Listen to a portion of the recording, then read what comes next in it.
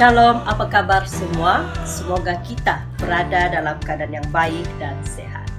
Sebentar kita akan mendengarkan perkongsian renungan firman Tuhan. Sebelum kita mendengarkan perkongsian ini, mari kita berdoa bersama-sama. Allah Bapa kami yang di sorga, terpujilah namamu, segala hormat dan kemuliaan hanya bagimu. Tuhan, sebentar kami mau mendengar perkongsian renungan. Kami mohon agar Engkau menolong kami agar kami mengerti akan firman-Mu. Kami mau serahkan masa, tempat, bahkan setiap pribadi kami yang mendengar, yang melihat, agar kami memperolehi berkat. Dalam nama Yesus Kristus, kami berdoa dan mengucap syukur. Amin. Mari kita lihat Alkitab kita di dalam Amsal pasal 6. Amsal 6 ayat 6 sehingga ayat yang ke-11.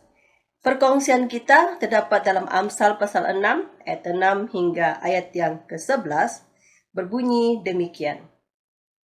Hai pemalas, pergilah kepada semut, perhatikanlah lakunya, dan jadilah bijak. Biarpun tidak ada pemimpinnya, pengaturnya atau penguasanya, ia menyediakan rotinya di musim panas dan mengumpulkan makanannya pada waktu panen. Hai pemalas, berapa lama lagi engkau berbaring? Bilakah engkau akan bangun dari tidurmu?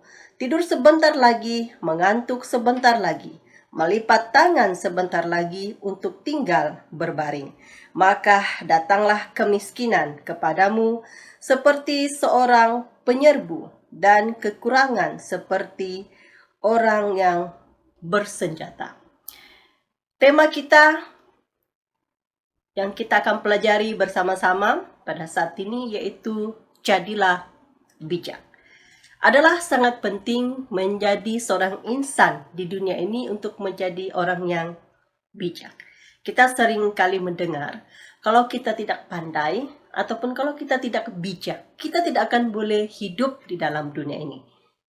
Nah, tetapi sebagai orang percaya, orang Kristen, kita mau bijak dalam segi yang bagaimana? Bijak dalam hal apa kita? Kita memang ada perbedaan dengan mereka yang tidak mengenal Allah. Bijaknya kita yang bagaimana? Pada saat ini kita akan mempelajari Amsal pasal 6 ayat 6 hingga ayat yang ke-11 tentang bagaimana kita harus menjadi orang yang bijak. Dalam hidup ini, apapun yang kita pelajari, yang kita mau lakukan, kita harus berdasarkan firman Tuhan. Karena firman Tuhan adalah pedoman dalam hidup kita. Jadi kita mau bijak yang bagaimana dalam hidup ini? Yang seperti manakah yang seharusnya kita sebagai anak-anak Tuhan yang hidup di dunia ini yang menantikan kedatangan Tuhan.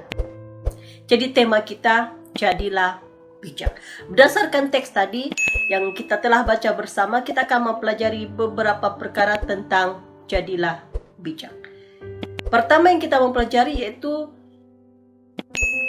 tentang semut, ya, ataupun mengapa kita disuruh belajar dengan semut. Di sini Salomo dia begitu keras sekali menegur orang yang pemalas. Keras sekali sehingga dia berkata, "Hei pemalas, pergilah kepada semut." Mengapa? Ada perbedaan. Kita siapa? Si pemalas ini siapa? Si pemalas itu adalah manusia. Iya kan? Dan semut itu adalah hewan. Salah satu hewan yang lemah, yang sangat mudah dimusnahkan. Tetapi mengapa kita pergi belajar kepada semut? Kalau kita mengerti maksud Salomo. Dia mau kita tahu bahwa kita manusia sepatutnya lebih kuat, lebih bijak, sepatutnya kita lebih smart berbanding semut yang lemah yang adalah cuma hewan. Kita manusia punya banyak kelebihan yang Tuhan berikan kepada kita. Kita sebenarnya lebih kuat, lebih berkuasa, lebih bijak kalau kita guna akal kita berbandingkan semut tadi yang hanya adalah hewan. Jadi kita mau pelajari di sini. Kenapa kita harus mau belajar daripada semut? Lihatlah semut itu. Dia adalah cuma seekor hewan yang lemah. Tetapi kenapa dia boleh merancang hidupnya? Kenapa dia boleh hidup saat yang sukar? Kenapa kita manusia, di saat kita dilanda susah, kita terkontang-kanting, hidup kita sukar. Kenapa? Sebab kita tidak ada persediaan. Sebab kita tidak pernah memikir hidup kita ke depannya. Sebab kita tidak pernah memikir untuk bersedia menghadapi segala kemungkinan dalam hidup kita. Tidak seperti semut. Ini maksudnya. Mengapa kita harus belajar kepada semut? Supaya kita melihat perbezaan kita sebenarnya dari seekor semut yang cuma adalah hewan dan kita yang sebenarnya adalah manusia.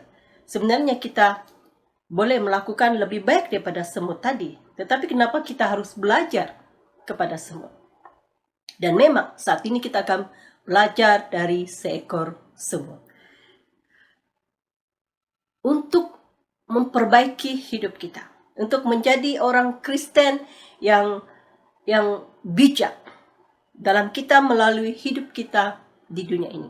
Dan kebijakan kita itu, bijaksana kita itu yang bijak bagaimana? Ini yang akan kita dengar dalam perkongsian ini. Yang kedua, setelah kita melihat mengapa kita harus belajar kepada semut, yang kedua, apakah yang kita pelajari dari semut ini? Yang pertama yang kita pelajari dari semut ini yaitu sikap inisiatif yang ada pada seekor semut ini.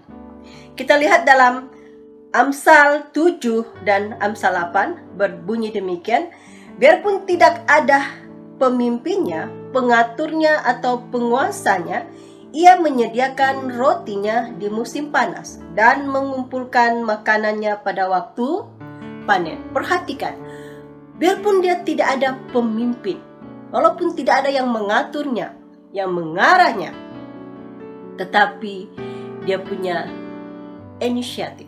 Apa itu inisiatif? Inisiatif ialah seorang yang sentiasa bersemangat menghadapi hidupnya. Sentiasa bersemangat apa jua yang ia lakukan. Inisiatif ialah seorang yang sentiasa berdaya cipta.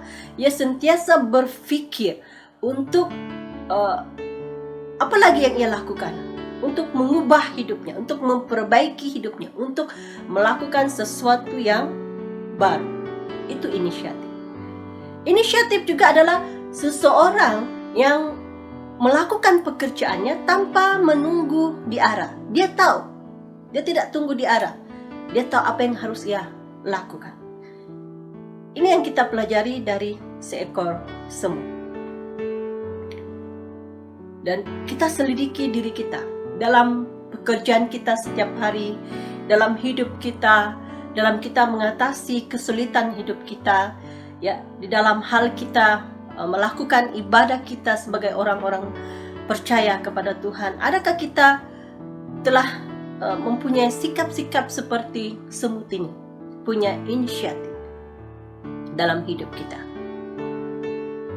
Atau adakah kita cuma tunggulah dulu, saya tunggu arahan, saya tunggu dulu, saya mau tengok orang lain buat macam mana.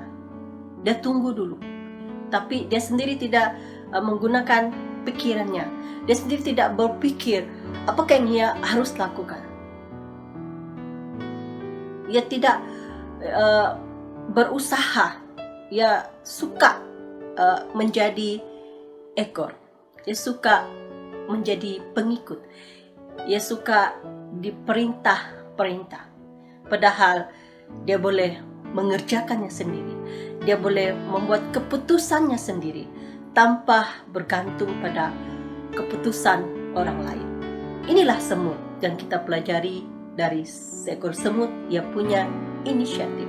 Sebagai manusia yang lebih sempurna sifatnya yang Tuhan berikan kepada kita, kita sepatutnya mempunyai inisiatif yang lebih daripada seekor semut. Karena semut sangat terbatas, bahkan pikiran otaknya sangat terbatas, ya, berbanding kita manusia yang Tuhan cipta dengan begitu istimewa sekali. Yang kedua yang kita pelajari dari seekor semut yaitu dia menghargai masa. Ya, dia menghargai masa, yaitu dalam ayat 9 dan ayat yang ke-10 berkata demikian, "Hai pemalas, berapa lama lagi engkau berbaring? Bilakah engkau akan bangun dari tidurmu? Tidur sebentar lagi, mengantuk sebentar lagi, melipat tangan sebentar lagi untuk tinggal berbaring." Orang yang menghargai masa, dia tidak akan membiarkan masanya berlalu begitu saja. Dengan kata yang lain, orang yang menghargai masa adalah orang yang bijak, orang yang tidak pemalas. Dengan kata yang lain, orang yang pemalas adalah bodoh. Pemalas adalah bodoh. Ia tidak menggunakan apa yang ia ada. Ia membiarkan masanya berlalu begitu saja. Orang lain sudah melakukan banyak hal dalam hidupnya, sudah melakukan banyak kejayaan dalam kehidupannya, tetapi dia belum melakukan apa-apa. Ia masih menunggu, ia masih mau menengok apa orang lain buat dan kemudian ia meniru. Ia masih bermalas-malasan. Ia lebih suka menghabiskan masanya dengan tidur. Apa masalahnya dengan tidur? Tidur memang Tuhan berikan kepada kita untuk berehat, saudara. Ada masanya kita tidur, ada masanya kita bangun. Itu dikatakan dalam Pengkhotbah yang tentang segala sesuatu, ya kan? Tetapi di sini teks ini mengatakan bahwa si pemalas ini di sini, yaitu dia menggunakan masa-masanya hanya untuk tidur. Dia membuang masa, bangun, tidur, melihat, peluk tubuh dan sebagainya. Ini yang dilakukan oleh si pemalas ini. Peluk tubuh. Saya masih ingat ya, waktu saya masih kecil, nenek saya kalau ajar saya bekerja, nenek saya akan suruh, kau mesti guna kedua tanganmu untuk bekerja. Orang kalau bekerja pakai satu tangan saja, nenek saya cakap adalah pemalas. Ya, apatah lagi kalau kita berpeluk tubuh, kita melihat orang. Cuma juga berlagak, ya, berlagak, bersikap sebagai seorang bos, tetapi sebenarnya ia tidak pernah melakukan apa-apa. Jadi menjadi bijak adalah tidak pemalas. Ia lebih menghargai masa-masa yang ia ada. Ia tidak menghabiskan masanya untuk sekadar tidur, hanya untuk sekadar melihat pekerjaan orang, hanya untuk sekadar ya bermalas-malasan. Inilah yang kita perhatikan dalam ayat 9 dan ayat yang ke-10. Dia tidur, bangun sebentar, berpeluk tubuh sebentar, kemudian tidur lagi, ya. Ini adalah sikap pemalas. Dan jikalau kita yang ada pada saat ini mendengar, kita punya sikap seperti ini, ubahlah. Karena itu adalah satu kebodohan dan kerugian yang paling besar dalam hidup kita. Apabila kita menjadi orang yang banyak membuang masa kita berlalu begitu saja, sedangkan kita boleh melakukan banyak hal dalam masa-masa yang telah kita lalui dengan percuma tanpa berbuat apa-apa. Kesannya, saudara, akibatnya jikalau kita menjadi orang yang tidak berinisiatif, kalau kita menjadi orang yang suka mendengar arahan, suka diarahkan, tidak ada inisiatif untuk belajar, tidak ada inisiatif untuk memperbaiki hidupnya, tidak ada usaha, dan akibatnya jikalau kita tidak menghargai masa-masa yang kita ada. Dikatakan dalam ayat yang ke-11, maka datanglah kemiskinan kepadamu seperti seorang penyerbu, dan kekurangan seperti orang yang bersenjata. Maka datanglah kemiskinan. Kemiskinan itu datang perlahan-lahan, tidak dinampak. Tapi satu kali kau melihatnya, kau sudah jatuh ke bawah.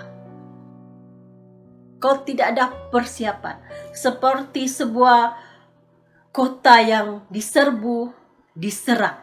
Dari jauh diintip untuk diserang. Dan kita asyik berdiam, tidak membuat persiapan apa-apa. Kita tidak bersiap sedia untuk menghadapi peperangan. Akhirnya, apabila kita diserbu, kita gagal, Kita tidak punya apa-apa senjata untuk membalas serangan. Demikian halnya kemiskinan. Apabila ada kesusahan, apabila ada malapetaka yang menghadapi hidup kita, kita tidak punya apa-apa. Kita jatuh terus jatuh, dan itu yang dikatakan bengkak.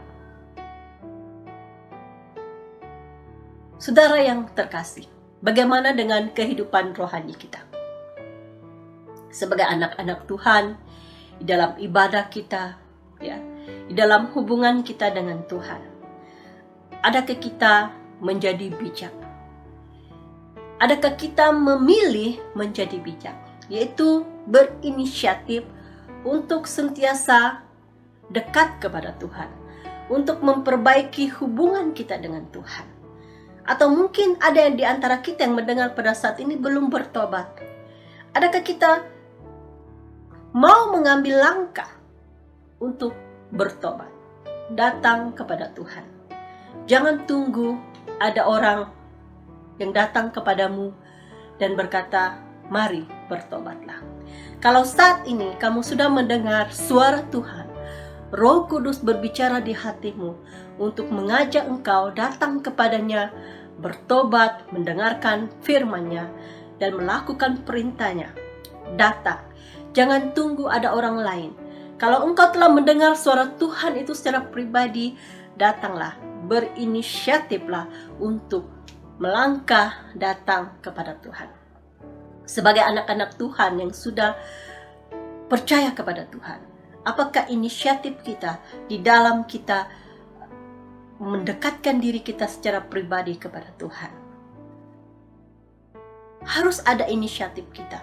Kita harus menjadi orang yang bijak, berinisiatif dalam kita beribadah, dalam hubungan kita dengan Tuhan, dan menjadi orang yang bijak.